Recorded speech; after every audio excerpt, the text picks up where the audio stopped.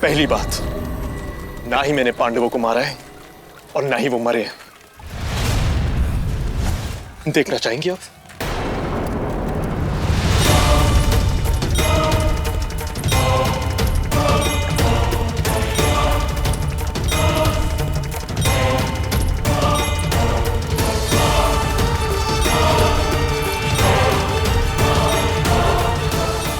ये उन लोगों के जले हुए शरीर, उनके अस्त्र, सब कुछ,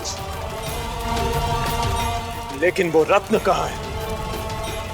वो रत्न कहां है जो आपने अर्जुन को दिया था? ये रत्न इस संसार में सिर्फ एक ही है। पांचों तत्व मिलके भी इसे तोड़ नहीं सकते।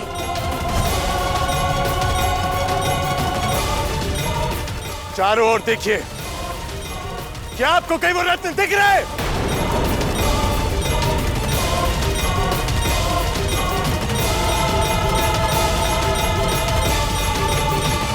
वो रत्न यहां है ही नहीं।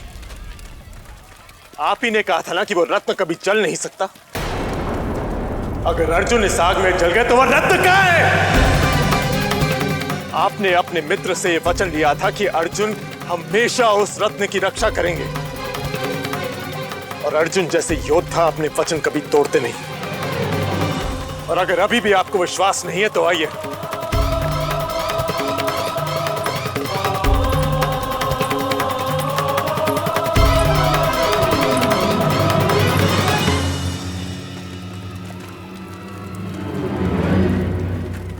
जैसा आप सोच रही है ना राजकुमारी, वैसा है ही नहीं। वो रत्न वही है जहां इस समय अर्जुन है।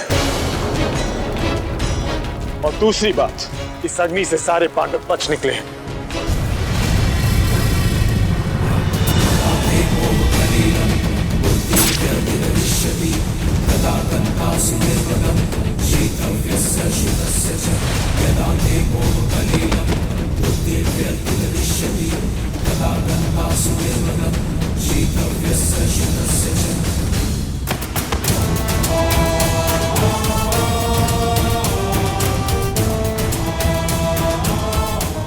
इन सभी को उसी स्थान पर लेटा दो जहां पर हमें सुलाया गया।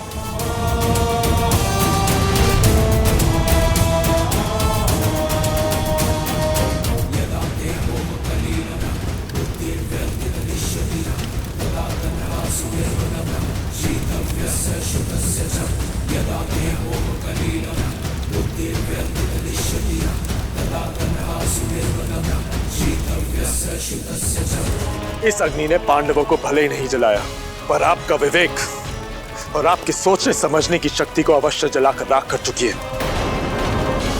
अगर मेरे मन में पाप होता तो मैं आपको यहां क्यों लेके आता? क्या यह दिखाने के लिए कि जिस कर्ण को आज संसार एक वीर योद्धा के रूप में जानने लगा है, वो कायरों की तरह अपने शत्रुओं को नींद में मृत्यु दे रहा है?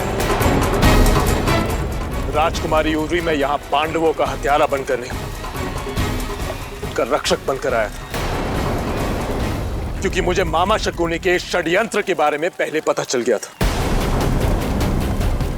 हाँ, है अर्जुन मेरा शत्रु, सबसे बड़ा शत्रु, और मैं अर्जुन को यमलोक भेजना चाहता हूं, लेकिन ऐसे नहीं, युद्ध भूमि में अपने बाणों के प्रताप से।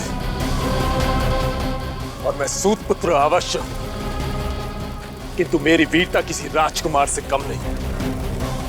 और इस सूतपुत्र के बारे में आप क्या सोचती हैं मुझे कोई फर्क नहीं पड़ता, पर मैं आपको अपना और अपमान नहीं करने दूंगा राजकुमारी। आप राजकुमारी होंगी आप बड़े कुल की, किंतु जितना बड़ा आपके कुल का, आपके साम्राज्य का नाम, उससे कहीं बड़ा इस राधे पुत्र कर्ण का स्वाभिमान है। धरती, आकाश या पाताल, इन तीनों लोकों में से किसी में इतना सामर्थ्य नहीं कि वो मुझसे मेरा स्वाभिमान छीन कर दिखाए।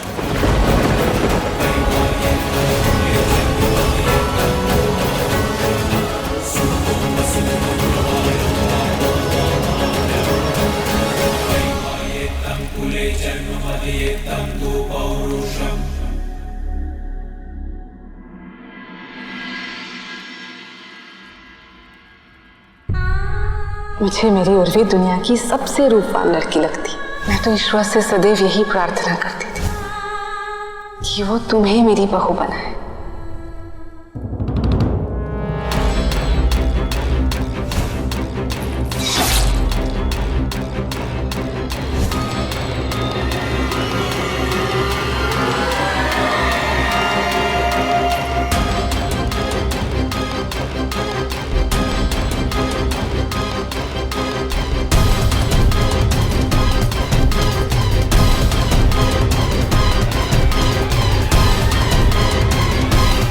एक और उर्वी पांडवों के शोक में डूबी हुई थी, तो दूसरी ओर कर्ण स्वयं को निर्दोष सिद्ध करने की लड़ाई लड़ रहा था। मैं जानता हूं कि ये अपराधी कौन है। इस अपराधी को मैं हस्तिनापुर के सामने अवश्य लाकर रहूंगा। कौन है वो? बर्णावत में आग लगाने के असली दोषी शकुनी मामा है।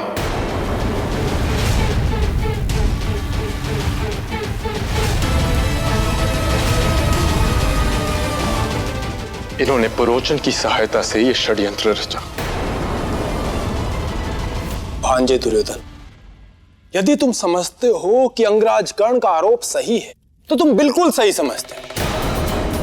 निष्ठा की बात करने वाले तुम्हारे मित्र अंगराज कर्ण भले ही तुम्हें अपमान और पीड़ा की अग्नि में जलता हुआ देख सकते हैं, परंतु हम नहीं देख सकते।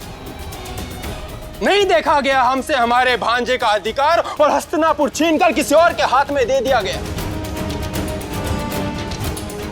अरे तो पांडव थे, यदि स्वयं ईश्वर भी होते तो हम उनके आगे जलते हुए दिए से उनकी मूर्त को भी आग लगा देते। मामा शकुनी, छल कपट और ऐसे षड्यंत्र वीरों को शोभा नहीं देते, और इतिहास उनके आगे सर झुकाता है जो अपने बाहुबल से अपना अधिकार पाने का सामर्थ्य रखते हैं। हम इतिहास में विश्वास नहीं रखते। वर्तमान में जीना सीखिए अंगराज। ये पाप था, अधर्म है, और इस पाप को छुपाए रखना उससे भी बड़ा अधर्म। नहीं मित्र, मैं इस कायरता का साथ नहीं दे सकता। मैंने अपनी पूरी जिंदगी सिर्फ अपने अधिकारों के लिए लड़ना सीखा है, छल करना नहीं। मित्र, मैं तुम्हारी पीड़ा को समझ सकता हूं।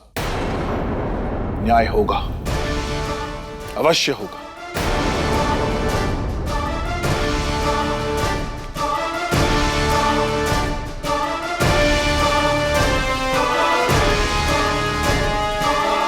लो मित्र, अपराधी को बंदी बना पितामह के पास ले जाओ।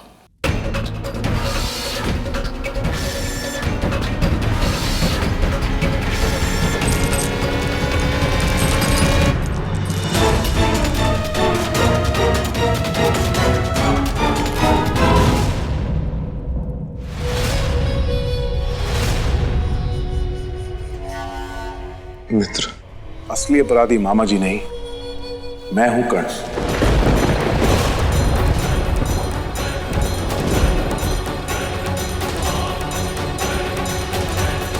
मुझे हस्तिनापुर का राज सिंहासन दिलाने के लिए मामा जी ने षड्यंत्र रच दिया, तो इस नाते से मैं भी सहभागी हुआ ना इस गलत कार्य में। हाँ अंगराज का आंखें खुल गई हमारी, अश्रु निकलने वाले हैं सत्य के प्रति आपकी निष्ठा देखकर।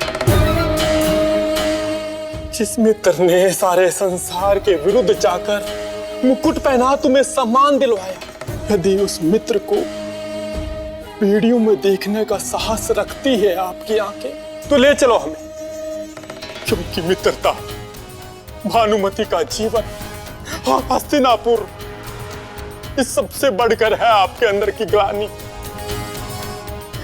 शूरवीर कर्ण की अंतरात्मा उत्तम, अति उत्तम।